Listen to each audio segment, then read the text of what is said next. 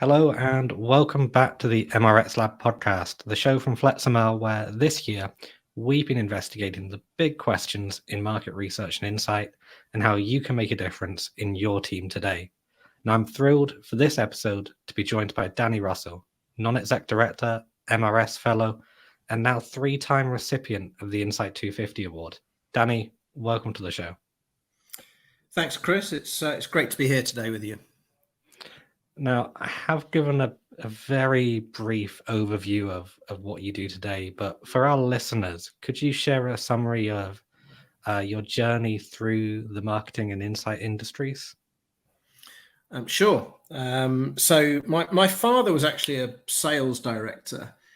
So looking back, I guess I was sort of always interested in business. He was often talking about what he was up to at work, and I thought that sounded quite cool. So I did do business studies in my degree. I knew that my specialism would be in marketing, primarily as the other two options, which were HR and accountancy, were definitely not for me. So I was very fortunate. My third year placement from university was with a really small product testing research agency. But even though they were small, they had some huge client brands. I remember doing a lot of work with L'Oreal and Procter & Gamble. And we were basically testing on shelf brand new products. So products like Wash and Go, which was the first ever shampoo and conditioner combined. Procter & Gamble had no idea where to place it on the shelf or how much to charge for it. So we were given this very rare stock to actually put out onto the shelves. So as a student, I was driving all over the country and placing brand new products on shelf in chemists, convenience stores, and large supermarkets. And then we had a local field force who went in weekly to monitor the sales. So it was really tough, but fascinating work. So I jumped at the chance when they were happy to take me on when I graduated. But after about 12, 18 months there, I decided I needed to join a larger business, get some proper background, some proper training. So I moved to Nottingham to work for Boots as a market researcher on brands such as Nurofen, E45 and Strepsils. And then I moved to Cheltenham to work in the wonderful world of yellow fats, margarine to you and I, coffee and cheese at Kraft. I was then approached by British Airways to work on their Executive Club and Club World brands, which was fantastic 4 years. Moved back to London, ended up flying around the world, including on Concorde. So it's a fantastic experience.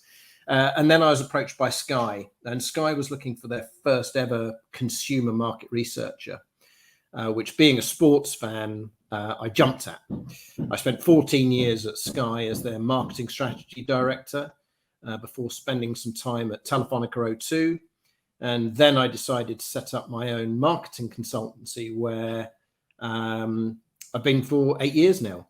And I must admit, just looking back, reading it out like that, I've been very lucky to have worked with so many great brands and wonderful, smart people during that time. It definitely sounds like you've had opportunities to work with a real range of kind of consumer industries across the UK. So I guess I want to start by asking you, given all of those experiences you've had in the sector, what you think about the current challenges the research industry is facing today? I know we've seen a lot of news about research budgets stagnating or declining. What do you make of this?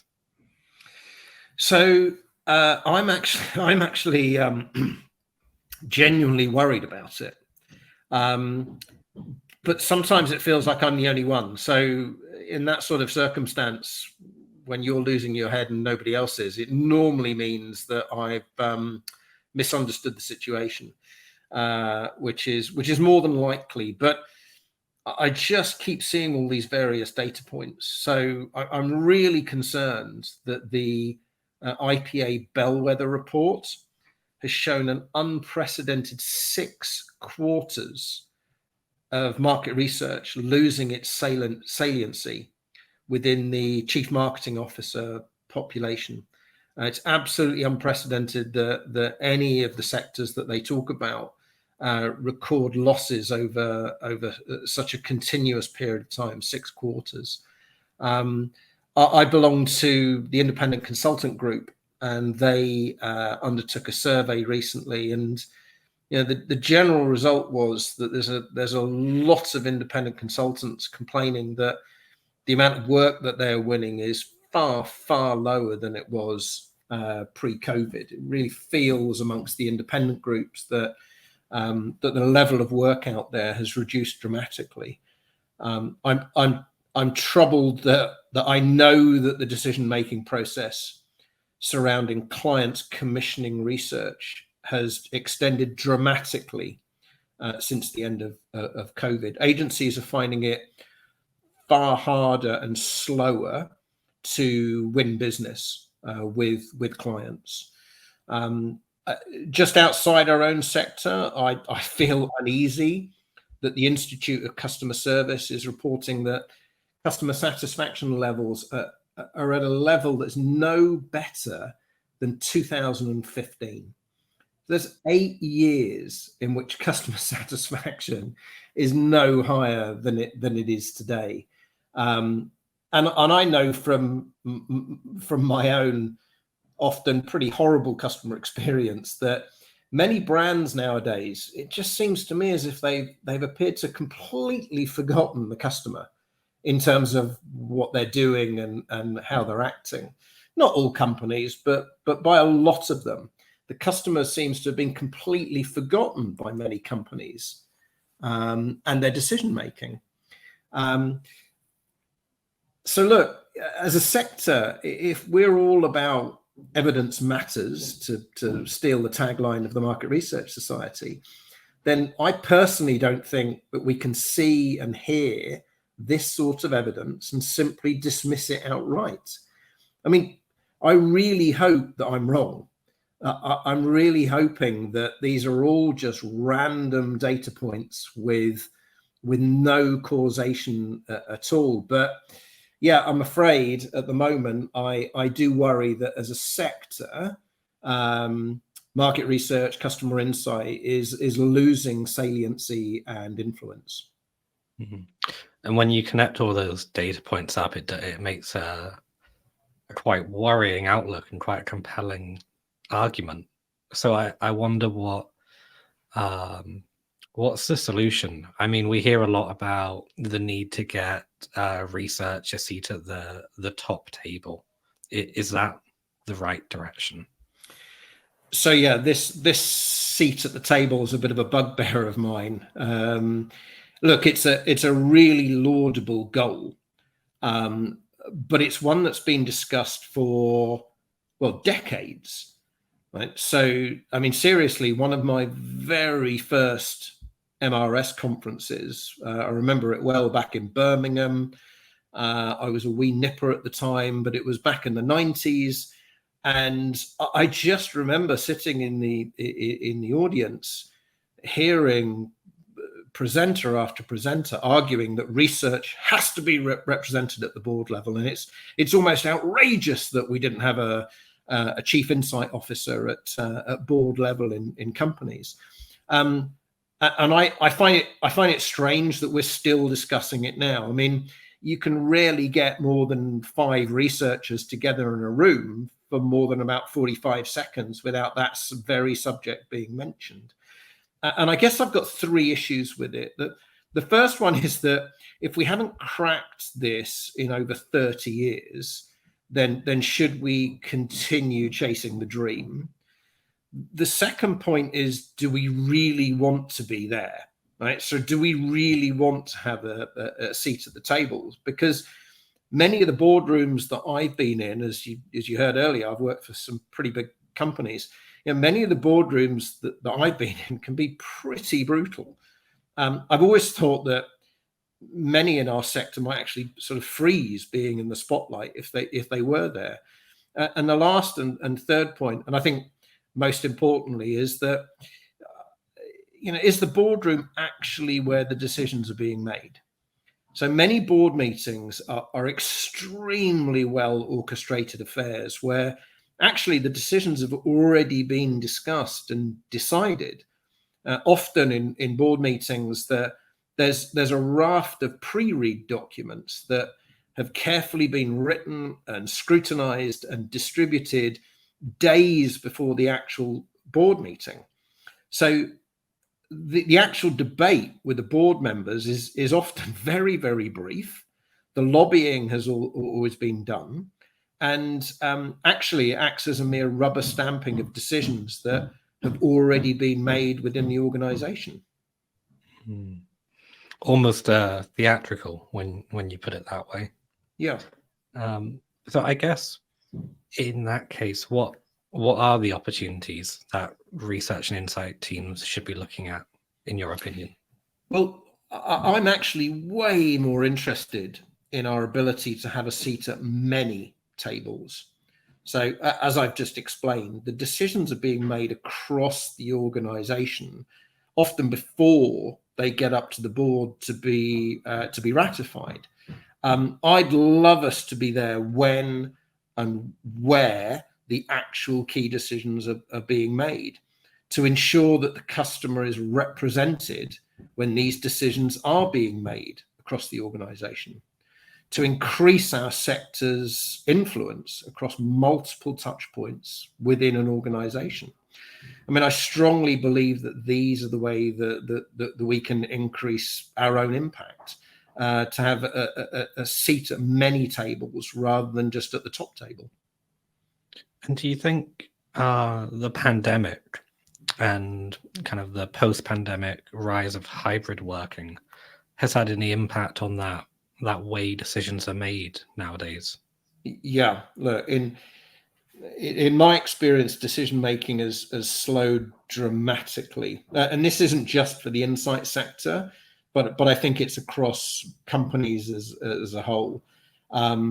It's obviously difficult, if not impossible, to sort of disentangle this from the effects of everything that we've been through over the 4 or 5 years, not just the pandemic, but Brexit, the war in Ukraine, the subsequent global energy crisis, etc. But I cannot help but wonder to what extent the non-existent growth in customer satisfaction that I mentioned earlier, and the general sluggish UK economy. It's, I saw reported this morning it's down another 0.5% in July, and I just wonder whether these have all been sort of negatively affected by our new ways of working post-COVID.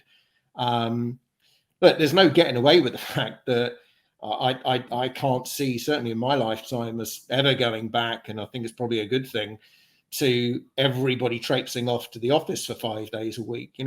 You look back, it almost sort of didn't make sense that we were doing that, and technology's enabled us to work in a different way. But also, we've worked in offices in that way for over 300 years. And I think in that time, we as humans have adapted really well and learned how decisions can be influenced and made.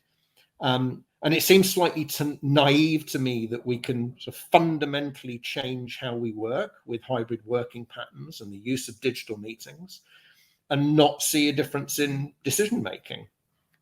I'm worried that in a hybrid working world, we sort of lose all those crucial corridor conversations, where we can bump into people, be noticed, push our perspective, ask them, where we are in a particular project. I always recall from my working days at the big brands that I was working with, those sort of canteen moments where you sort of walk over to a stakeholder, grab them, nudge them on the question you're awaiting an answer to. I've emailed you 3 times with that proposal. Are we going to do it, or are we not going to do it? Or, do you need any more information? And I think there was a reason that water cooler moments became infamous within business talk. It's because they were factual. They worked, right? Those water cooler moments when you actually talked business and got things done.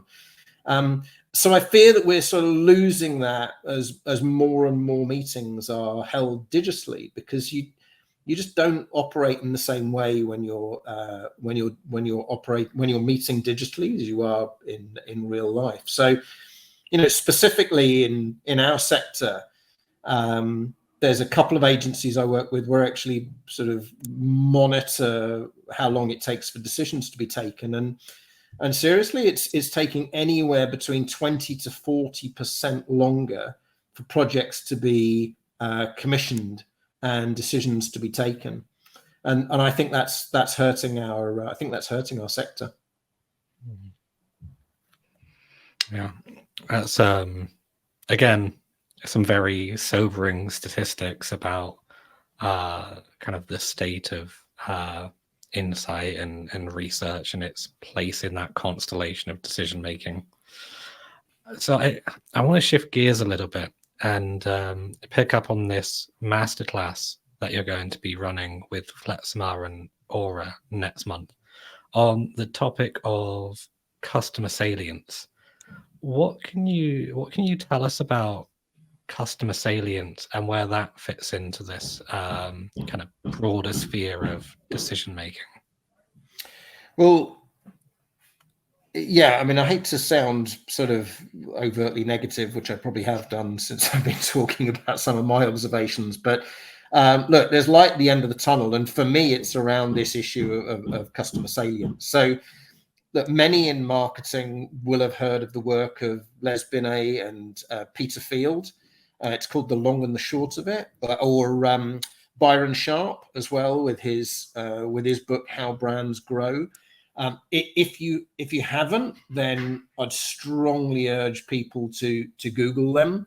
There are some really good summaries online, and they're both truly seminal works for marketing, right? So both talk about the importance of brand salience, a brand's likelihood to come to mind in buying situations. And customer salience is similar. It's the customer's likelihood to come to mind when your business is taking decisions. And given what I've said earlier about having a seat at many tables and the new challenges we face with hybrid working, customer salience is the need for insight teams to ensure that their organization has customers at the top of mind when decisions are being made. And I think this is a massive opportunity for insight teams now, given the changes that we've seen over the past few years. Very interesting. And obviously, yeah, I second that endorsement. If anyone listening hasn't read The Long and Short of It or How Brands Grow, go and read those. But I guess without giving too much away or without, spoiling it completely, the upcoming masterclass, what can you tell us about how researchers can start to build customer salience into their companies? Yeah, so the Institute of Customer Service data that I mentioned earlier would suggest that customers are clearly not top of mind as companies go about making decisions nowadays. 8 years of zero growth on customer satisfaction, I don't think is a great record. So not only is this a super opportunity for insight teams to increase their impact, I feel it's actually incumbent on insight teams and us as a sector to do so. So if the insight teams aren't going to represent the customer, then who will? I think it's incumbent upon us. So to make it as easy as possible, we've devised what we call the 4C model of customer salience. And I firmly believe that it's this that allows insight teams to increase their impact within their organizations. And honestly, who doesn't want to have more impact within their roles? So 4C model, nice and simple. The first C is to challenge, and that is to challenge existing patterns of thinking, like we have been today, like the things I mentioned today. We've worked in offices for over 300 years. We've worked hybridly for the last 2 to 3 years. we've got to challenge that, right? We've got to challenge our thinking around what that means for us, how we work, and how we influence decisions. The second C is to create. So we have to create our own customer salience strategy. It's no good implementing plans without having first written your strategy. So that second C is to create that strategy. Thirdly, connect decision makers directly to customers. So that's really important, that we're not going to be there all the time because we're working hybridly. So we have to connect decision makers, our stakeholders, directly to customers. So again, they have customer saliency at the heart of what they're doing. And the fourth really is to collaborate. So the insight can still have a seat at many tables, even when we're not physically present in the room. So challenge, create, connect, and collaborate. And that's really at the heart of that 4C model that we're going to be talking about at the masterclass. And for anyone listening, how can they find out more about customer salience and the 4C model? Right. Well, I think there's two things. Firstly, if you're a client, then I'd get in touch with Aura to try and grab a place on one of the upcoming masterclass sessions that we're running. So we're doing them face to face, which again I think is important, in both London and Manchester. So if you're a client, then get in touch with Aura to try and grab yourself a place. Secondly, regardless as to who you are, if you go to the FlexMR website and look under resources, you'll be able to actually download the Customer Salience toolkit. And also, I think just keep an eye on the FlexMR LinkedIn feed as we start to talk about customer saliency in the coming months. And just one last question for you, Danny, which is what's the one thing you'd really like people to take away from today's episode? I think it's that we, the insight sector, have to work differently because companies and our stakeholders are working differently. We can't assume that what we did pre-COVID will work in a hybrid environment. For me, companies are leaving the customer behind. So there is a massive opportunity for us to have more impact.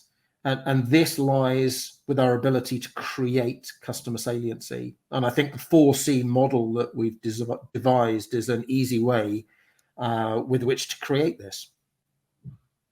Fantastic. Danny, thank you so much for joining me today. It's been a real pleasure talking to you. No problems. Thanks very much, Chris.